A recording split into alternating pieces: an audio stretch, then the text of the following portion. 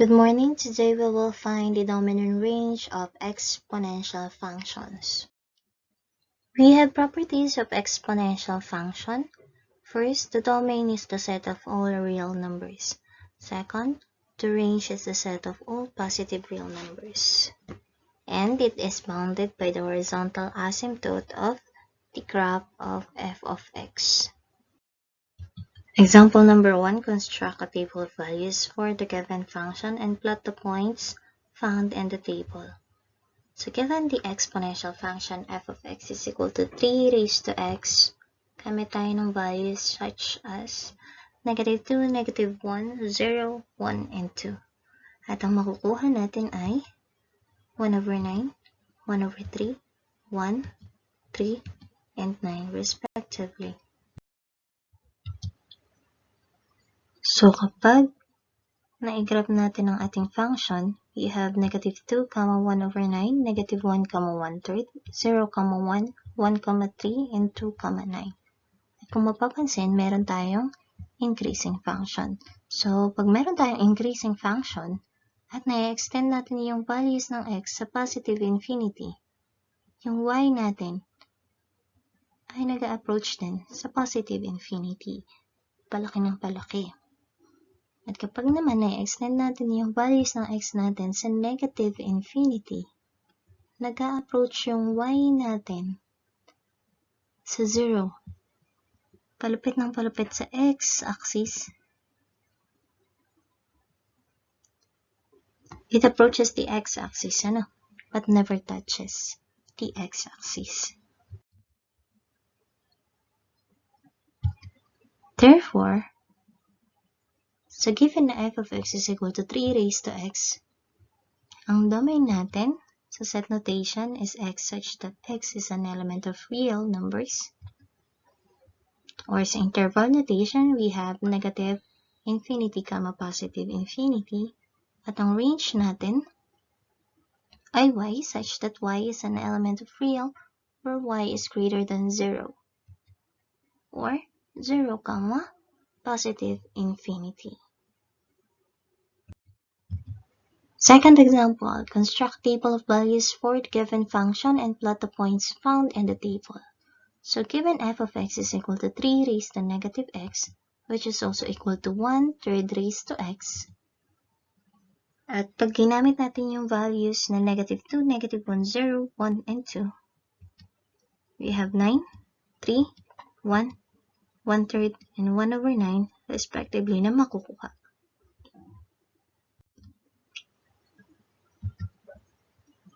Pag na-graph na natin yung ating nakuha, we have negative 2, 9, negative 1, 3, 0, 1, 1, 1/3, and 2, 1 over 9. Kung mapapansin, mayroon naman tayo decreasing function. At kapag ang function natin ay decreasing, as x extends to positive infinity, habang palaki na palaki yung x, nag-a-approach naman tayo sa 0 sa y. Kapag naman nag-extend tayo into negative infinity, yung values ng x natin, approaching positive infinity naman yung ating y. So, medyo baliktad dun sa may increasing function natin.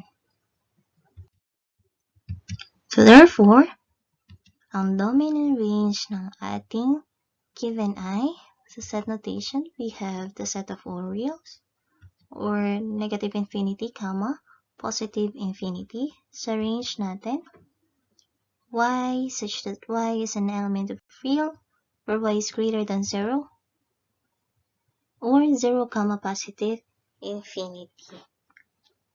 Pero, pareha lang yung nakukuha nating value ng dominant range kapag ang form ng ating exponential function ay f of x is equal to p raised to x. Ang domain ay set of all reals or negative infinity, positive infinity, at ang range ay element of real where y is greater than 0 or 0, positive infinity. So we have the dominant range of exponential function of the form f of x is equal to a times p raised to px plus h. So let f of x is equal to a times p raised to px plus h be an exponential function where px is linear. Then, ang domain natin is the set of all real numbers. At ang range natin ay depende whether ang a natin is greater than 0 or a is less than 0. So kapag a is greater than 0, we have h, positive infinity. At kapag naman a is less than 0, we have negative infinity, h.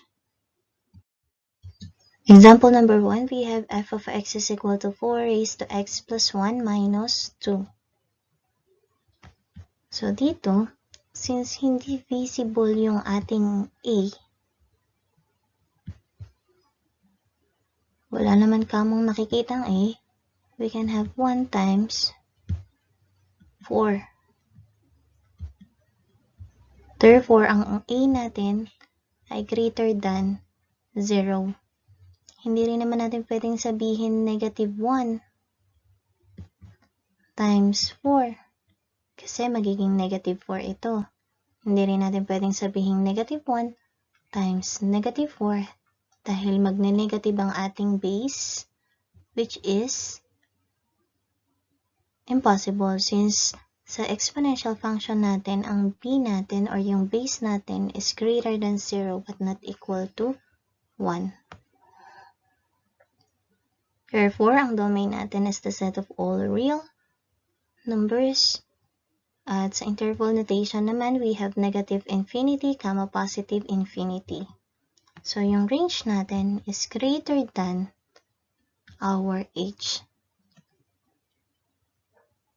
Or, we have negative 2, infinity. Example number 2, we have f of x is equal to 1/3 times 2 raised to x plus 3. So, mapapansin, ang exponent natin is linear. We also have our a that is greater than 0 and our h. So, therefore, ang domain natin ay x is an element of real or negative infinity, positive infinity, at ang range natin is y such that y is an element of real where y is greater than 3 or 3, positive infinity.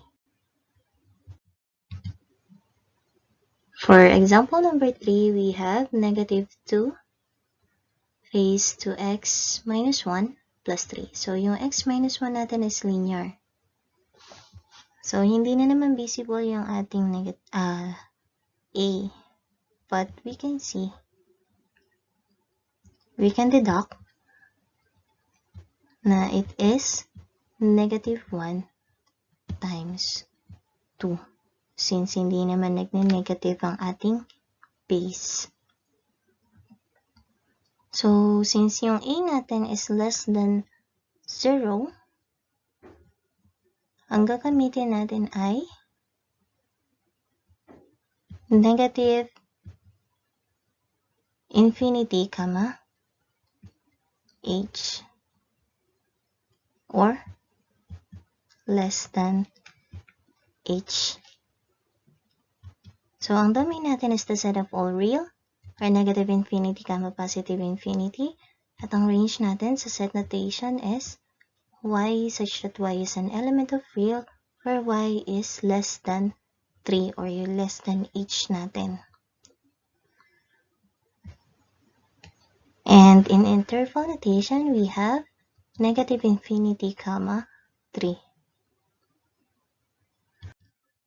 Example number 4, we have negative 3 times 2 raised to x plus 4. So, mapapansin, we have the linear exponent and negative a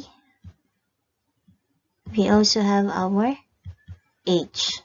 So therefore, ang domain natin is the set of all real or negative infinity, positive infinity. And ang range natin is y is less than 4 or negative infinity, 4.